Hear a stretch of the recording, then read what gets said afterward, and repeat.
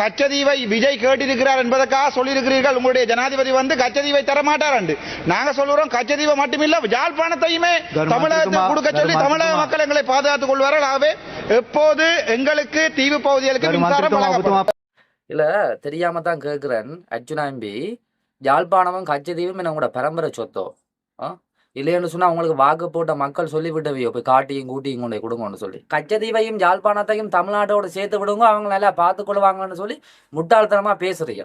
அதுவும் ஒரு தமிழ் நாடாளுமன்ற உறுப்பினர் என்ன தமிழ் நாடாளுமன்ற உறுப்பினர் இப்படி ஒரு விஷயத்த பேசுறீங்க. இதை தமிழ் மக்கள் சொன்னவர்களா பேச சொல்லி இப்படி எல்லாம் அவங்கள ஏன்னு சொன்னா அது உங்களோட இல்லை தானே, அது பொது சொத்து தானே. அப்ப நீங்க தாராளமா கொடுக்குறீர்கள். இல்ல நான் தெரியாம தான் கேட்கிறேன். அந்த கூட வசாவிலான் காணியை வீக்கி கொடுக்கலாம் தானே. உங்களை யாழ்ப்பாணத்துல அமைஞ்சிருக்கிற உங்களோட காணிய ஒரு 2 குடும்பத்துக்கு கொடுங்க இலவசமா. அற்ப ஒரு காணி விஷயத்துக்காக துப்பாக்கி நிறுத்திகள் உங்களுக்கு வாக்கு போட்ட மக்களையே. ஆனா நீங்கள் என்ன செய்றீங்கன்னு சொன்னால் கொஞ்ச நாள் கழிச்சு பாராளுமன்றத்தில் போய் பேசுறீர்கள். கச்சதீவை மட்டும் நாங்க கொடுக்க மாட்டோம், நாங்க கொடவளர்கள் யாழ்ப்பாணத்தை சேர்த்து தர மாற்றி செய்ய சொல்லி.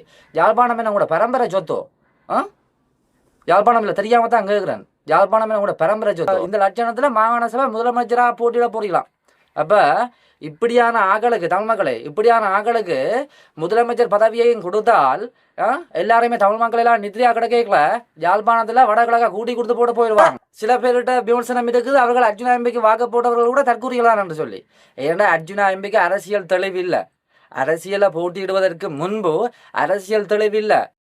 தமிழன் என்று சொன்னால் தமிழன் என்று சொல்றது வந்து அவனுக்கு ஒரு வீரம் இருக்கு, அவனுக்கு ஒரு குணம் இருக்குது, அவனுக்கு ஒரு அறம் இருக்குது. அப்ப தமிழனாக தான் இருக்கணும். தமிழன் ஒரு நாளும் கூத்தாடிகளுக்கு பின்னால சினிமாக்காரனுக்கு பின்னால போகக்கூடாது. சினிமாக்காரன தமிழன் ஒருபோதும் தலைவனா ஏற்றால் நாடே இல்லாத தமிழன் வந்து நிற்கதியா தான் அனாதையா தான் நிக்கணும். அப்ப பாருங்க உங்களுக்கு எவ்வளவு பெரிய முட்டாள்தனமான அரசியல் தெளிவு இருக்குதுன்னு சொல்லி இளைஞர்களை வந்து தவறான பாதைக்கு எப்படி கொண்டு போறீங்கன்னு பாருங்க.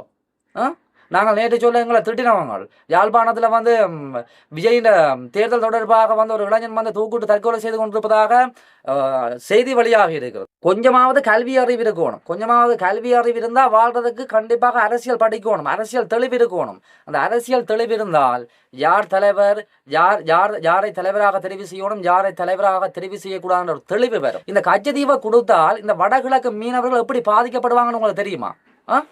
இது பற்றி எப்பயாவது நீங்க யோசிச்சுனீங்களா? இன்றைக்கு கச்சதீவை கொடுக்காமலேயே இன்றைக்கு கரைக்கு 1 கிலோமீட்டர் அளவாக வந்து தங்கட கடல் மாதிரி இணைச்சு கொண்டு பெற்று மட்டகாசத்தை செய்கிறாங்க இந்த இந்திய தமிழ்நாட்டு மீனவர்கள். அப்படி என்று சொன்னா இந்த கச்சதீவையும் நாங்கள் வந்து இந்தியாவிடம் திருப்பி கொடுத்தோம் என்று சொன்னால் இந்த வடகிழக்கு மீனவர்கள் தூக்கு போட்டு தான் சாகணும். முதல்ல வசாவளால இருக்கிற காணியா மக்களுக்கு கொடுங்க, பேருந்து கொடுக்கலாம். யாழ்ப்பாணத்தையும் கச்சதீவையும் வசாவளால காணியா மக்களுக்கு கொடுக்காட்டால் சின்னானி திரிசாக்கு கொடுக்கலாம். அந்தந்த தொகுதியில எந்த வேட்பாளர் போட்டியிடுகிறார் என்று தெரியாமல கூட, அவருடைய முகம் தெரியாமல கூட, முன்னுக்கு பின்னுக்கு அறியாமல கூட மக்கள் வாக்களிச்சிருக்கிறார்கள். அப்படி என்று சொன்னா என்ன?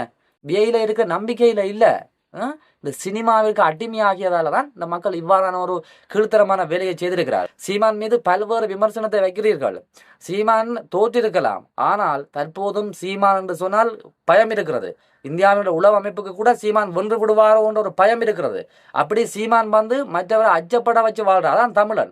கச்சதீவை விஜய் கேட்டிருக்கிறார் என்பதற்காக சொல்லியிருக்கிறீர்கள். உங்களுடைய ஜனாதிபதி வந்து கச்சதீவை தரமாட்டார் என்று நாங்க சொல்லுறோம். கச்சதீவை மட்டுமில்ல யாழ்ப்பாணத்தையுமே தமிழகத்துக்கு கொடுக்க சொல்லி தமிழக மக்கள் எங்களை பாதுகாத்துக் கொள்வார்கள். ஆகவே எப்போது எங்களுக்கு தீவு பகுதிகளுக்கு மின்சாரம் வழங்கப்படும். அனைவருக்கும் வணக்கம். நான் மரிய சீலன் திலக்ஸ், யாழ் மாவட்ட நாடாளுமன்ற உறுப்பினர் அர்ஜுனா எம்பி. எல்லோருக்குமே தெரியும், இந்த நாடாளுமன்றத்தை உரையாற்றின பார்த்திருப்பீர்கள்.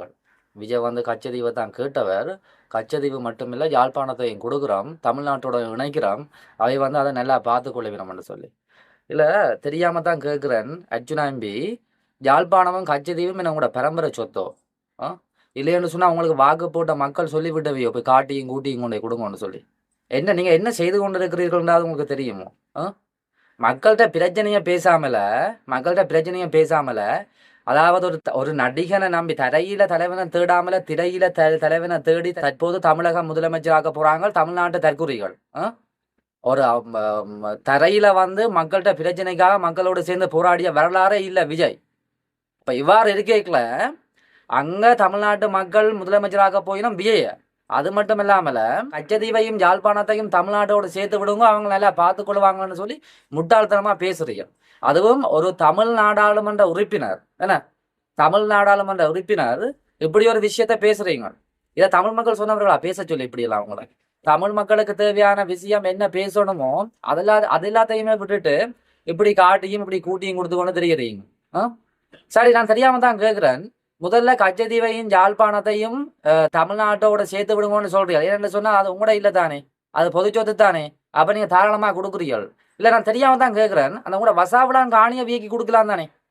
உங்களை யாழ்ப்பாணத்துல அமைஞ்சிருக்கிற உங்களோட காணிய ஒரு 2 குடும்பத்துக்கு கொடுங்க இலவசமா. அண்மையில யாழ்ப்பாண வசாவிடான இடம்பெற்ற சம்பவம் எல்லோருக்குமே தெரியும். அற்ப ஒரு காணி விஷயத்துக்காக துப்பாக்கி நிறுத்தி உங்களுக்கு வாக்கு போட்ட மக்களை. ஆனா நீங்கள் என்ன செய்றீங்கன்னு சொன்னால், கொஞ்ச நாள் கழிச்சு பாராளுமன்றத்தில் போய் பேசுறீர்கள், கச்சதீவை மட்டும் நாங்கள் கொடுக்க மாட்டோம், நாங்கள் கொடவள்ளர்கள் யாழ்ப்பாணத்தையும் சேர்த்து தர மாற்றி செய்ய சொல்லி. யாழ்ப்பாணம் என்ன கூட பரம்பரை சொத்தோ? யாழ்ப்பாணம் இல்லை, தெரியாம தான் கேட்குறேன். யாழ்ப்பாணம் என்ன கூட பரம்பரை சொத்தோ? அர்ஜுனா எம்பி இப்போ என்ன விஷயம்னு சொன்னால், இந்த 5 வருஷம் உங்களோட ஆட்டம் தான், உங்களோட ஆட்சி தான். நீங்கள் தாராளமாக வந்து நீங்கள் தாராளமாக வந்து நீங்கள் நினைச்சதை பேசலாம், நினைச்ச மாதிரி நடக்கலாம். அது இந்த 5 வருஷத்துக்கு உள்ளதான் உங்களோட ஆட்டம். இந்த 5 வருஷத்துக்கு பிறகு நீங்கள் உண்மையிலே ஒரு பிரதேச சபை உறுப்பினராக கூட வர முடியாது, மக்கள் தெரிவு செய்ய மாட்டார்கள். அப்போ யோசிச்சு பாருங்க, இந்த லட்சணத்தில் நீங்கள் வந்து இந்த லட்சணத்தில் மாகாண சபை முதலமைச்சராக போட்டியிட போறீங்களாம். அப்போ இப்படியான ஆக்களுக்கு, தமிழ் மக்களே, இப்படியான ஆக்களுக்கு முதலமைச்சர் பதவியையும் கொடுத்தால் எல்லாருமே தமிழ் மக்கள் எல்லாம் நித்ரியா கிடைக்கல யாழ்ப்பாணத்தில் வடகிழக்கா கூட்டி கொடுத்து போட்டு போயிடுவாங்க. உண்மையிலேயே அர்ஜுனா எம்பியை பாராளுமன்றம் அனுப்பினது கூட சில பேர்கிட்ட விமர்சனம் இருக்குது. அவர்கள் அர்ஜுனா எம்பிக்கு வாக்கு போட்டவர்கள் கூட தற்கூறிகளான் என்று சொல்லி. ஏன்னா அர்ஜுனா எம்பிக்கு அரசியல் தெளிவில்லை. அரசியலை போட்டியிடுவதற்கு முன்பு அரசியல் தெளிவில்லை, அரசியல் அனுபவம் இல்லை. இவ்வாறான அர்ஜுனா எம்பி சாவகச்சேரி வைத்தியசாலை பிரச்சனையை வச்சு அதை அனுதாபத்தை தேடி எலெக்ஷனில் நின்று மக்களை வாக்கு போட வச்சு சாவகச்சேரி மக்கள் அதிகமாக வாக்கு போட்டு அவர் பாராளுமன்றத்துக்கு எம்பியா போயிருக்கிறார். இது ஒரு துரதிருஷ்டவசமாக நடந்தது, இது ஒரு விபத்து மாதிரி நடந்தது. அதையே மக்கள் தன்னை விரும்புகிறார்கள், தன்னை தலைவனாக ஏற்றுக்கொள்கிறார்கள் என்று அர்ஜுனா எம்பி முட்டாள்தனமாக நம்பி பேசக்கூடாத விஷயத்தை எல்லாத்தையும் பேசி கொண்டிருக்கிறாரு. நேற்றும் அர்ஜுனா எம்பி தன்னுடைய முகநூலில் ஒரு பதிவிட்டு இருக்கிறாரு திரு சீமானை பற்றி. சீமான் வந்து தேர்தல் செலவுக்காக உலகத்தமிழர்கிட்ட காசு வாங்கி கொள்ளையடிச்சதுன்னு சொல்லி. இல்லை, தெரியாமல் நான் கேட்குறேன், கடந்த காலத்தில் இடம்பெற்ற தேர்தல் அர்ஜுனா எம்பி நீங்கள் தேர்தலுக்கு காசு வேணும், வேட்புமனுக்கு காசு வேணும்னு சொல்லி புலம்பெயர் தமிழர்கிட்ட காசு வாங்கி நீங்கள் கணக்கு காட்டிட்டீங்களோ? உங்கள் மீதே இந்த காசு விஷயமா எவ்வளோ விமர்சனம் இருக்குது. உங்களுக்கு காசு தந்தவர்களே எவ்வளவு பெரிய மோசடியான விஷயத்தை வெளிக்கொண்டு வந்தவர்கள் உங்களுக்கு தெரியுமோ? அப்போ உங்களுடைய ஊத்தியை நீங்கள் கிண்டாமல அடுத்தவன் ஊத்தியை நீங்கள் பார்க்குறீர்கள். தமிழன் என்று சொல்றது வந்து அவனுக்கு ஒரு வீரம் இருக்குது, அவனுக்கு ஒரு குணம் இருக்குது, அவனுக்கு ஒரு அறம் இருக்குது. அப்போ தமிழனாக தான் இருக்கணும். தமிழன் ஒரு நாளும் கூத்தாடிகளுக்கு பின்னால் சினிமாக்காரனுக்கு பின்னால் போகக்கூடாது. சினிமாக்காரனை தமிழன் ஒருபோதும் தலைவனாக ஏற்றால் நாடே இல்லாத தமிழன் வந்து நிற்கதியாக தான், அனாதையாக தான் நிற்கணும். அப்போ இப்படி உங்களை வாக்கு போட்டு ஒரு பெரிய இடத்துல இருக்கிற நீங்கள் என்ன செய்யணும்னு சொன்னால், இளைஞர்களை ஜோதிகள் சரியான பாதையில் கொண்டு போகணும். நீங்கள் நாடாளுமன்றத்தில் போய் பேசுறீர்கள், தமிழ்நாட்டோட ஒரு சினிமாவில் தலைவனாக இருந்தவனை நடிகனை நம்பி கச்சதீவை கொடுக்குற மட்டும் இல்லாமல் கச்சதீவை கொடுக்கறது மட்டுமின்றி யாழ்ப்பாணத்தையும் கொடுங்கன்றீர்கள். அப்போ பாருங்க, உங்களுக்கு எவ்வளவு பெரிய முட்டாள்தனமான அரசியல் தெளிவு இருக்குதுன்னு சொல்லி. அப்போ இளைஞர்களை வந்து தவறான பாதைக்கு எப்படி கொண்டு போறீங்கன்னு பாருங்க. நாங்கள் நேற்று சொல்ல எங்களை திட்டினவங்க. யாழ்ப்பாணத்தில் வந்து விஜயின் தேர்தல் தொடர்பாக வந்து ஒரு இளைஞன் வந்து தூக்கிட்டு தற்கொலை செய்து கொண்டிருப்பதாக செய்தி வழியாக இருக்கிறது. அது சுயாதீனமாக உறுதிப்படுத்த முடியல. அதிகளவான ஊடகங்கள் அப்படித்தான் செய்தியை பரப்புகிறது. அப்போ யோசிச்சு பாருங்க, இந்தியாவில் மட்டுமில்லை, இலங்கையிலும் வந்து இளைஞர்கள் வந்து சினிமா முகத்திற்கு அடிமையாகி கொண்டிருக்கிறார்கள். அப்போ உங்களை நம்பி வாக்கு போட்ட மக்கள் இருக்கிறார்கள். நீங்கள் அறம் சார்ந்து தேசியம் சார்ந்து செயற்படுவீர்கள் என்று தான் நம்பிக்கொண்டிருக்கிறார்கள். நீங்கள் என்ன செய்கிறீர்கள் என்று சொன்னால், தமிழ் மக்களை வந்து இளைஞர்களை வந்து தவறான பாதைக்கு கொண்டு போறீர்கள். சினிமா மோகத்துக்கு ஒரு இளைஞன் அடிமையாகினால் அவன் பைத்தியக்காரத்தனமாக தான் நடப்பான். கொஞ்சமாவது கல்வி அறிவு இருக்கணும். கொஞ்சமாவது கல்வி அறிவு இருந்தால் வாழ்றதுக்கு கண்டிப்பாக அரசியல் படிக்கணும், அரசியல் தெளிவு இருக்கணும். அந்த அரசியல் தெளிவு இருந்தால் யார் தலைவர், யாரை தலைவராக தெரிவு செய்யணும், யாரை தலைவராக தெரிவு செய்யக்கூடாதுன்ற ஒரு தெளிவு வரும். இப்படி இந்த 2 இல்லாத ஆக்கள்லாம் இந்த சினிமா கூத்தாடிகளுக்கு பின்னால் தெரிகிறது. இல்லை, தெரியாம தான் நான் கேட்குறேன்.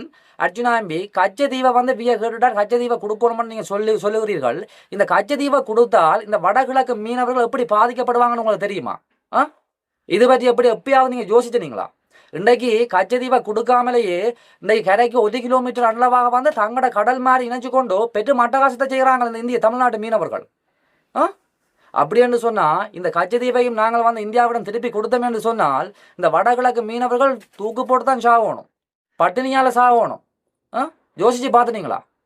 அப்போ இதெல்லாமே புரிஞ்சு கொள்ளாத நீங்கள் போய் நாடாளுமன்றத்தில் பைத்தியகாரத்தனமாக பேசுறீர்கள். கச்சதீவை மட்டும் கொடுக்க வேண்டாம், யாழ்ப்பாணத்தை கொடுங்க, யாழ்ப்பாணத்தையும் சேர்த்து கொடுங்க. ஏன்னு சொன்னால் யாழ்ப்பாணம் கூட பரம்பரை சொத்து தானே. முதல்ல வசாவளாவில் இருக்கிற காணிய மக்களுக்கு கொடுங்க, பேருந்து கொடுக்கலாம் யாழ்ப்பாணத்தையும் கச்சதீவையும். வசாவளாவில் காணிய மக்களுக்கு கொடுக்காட்டால் சின்னானி திரிசாக்கு கொடுக்கலாம், அவள் வந்து இருப்பா. இப்படி உண்மையிலே வந்து எங்களுக்கு ஒரு இனம், எங்களை இனம் வந்து வீரமிக்க இனம், அதுக்கு ஒரு வரலாறு இருக்குது. தமிழன் என்று சொன்னால் மற்றவனை எதிரியை வந்து அச்சப்பட வச்சு தான் அவன் வாழ்ந்திருக்கிறான். சீமான் மீது பல விமர்சனம் இருக்கிறது.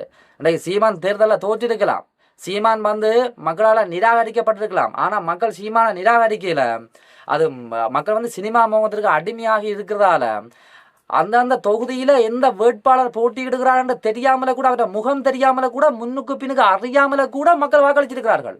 அப்படி என்று சொன்னால் என்ன, வியையில் இருக்க நம்பிக்கையில் இல்லை, இந்த சினிமாவிற்கு அடிமையாகியதால தான் இந்த மக்கள் இவ்வாறான ஒரு கீழ்த்தரமான வேலையை செய்திருக்கிறார்கள். சீமான் மீது பல்வேறு விமர்சனத்தை வைக்கிறீர்கள்.